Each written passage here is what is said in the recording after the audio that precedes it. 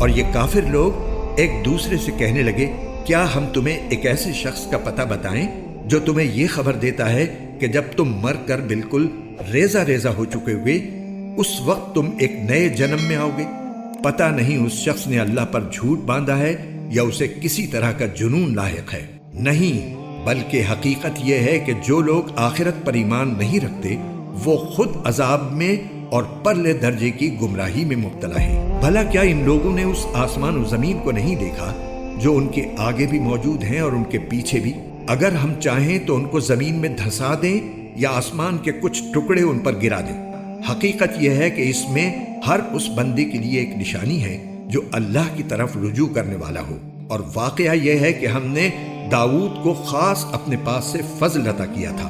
اے پہاڑوں، تم بھی تسبیح میں ان کے ساتھ ہم آواز بن جاؤ، اور اے پرندوں تم بھی۔ اور ہم نے ان کے لیے لوہے کو نرم کر دیا تھا کہ پوری پوری زرہیں بناؤ اور کڑیاں جوڑنے میں توازن سے کام لو۔ اور تم سب لوگ نیک عمل کرو، تم جو عمل بھی کرتے ہو میں اسے دیکھ رہا ہوں۔ اور سلیمان کے لیے ہم نے ہوا کو تابع بنا دیا تھا، اس کا صبح کا سفر بھی 1 مہینے کی مسافت کا ہوتا تھا اور شام کا سفر بھی 1 مہینے کی مسافت کا۔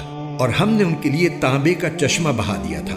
اور جنات میں سے کچھ وہ تھے جو اپنے پروردگار کے حکم سے ان کے آگے کام کرتے تھے، اور ہم نے ان پر یہ بات واضح کر دی تھی کہ ان میں سے جو کوئی ہمارے حکم سے ہٹ کر ٹیڑھا راستہ اختیار کرے گا اسے ہم بھڑکتی ہوئی آگ کا مزہ چکھائیں گے۔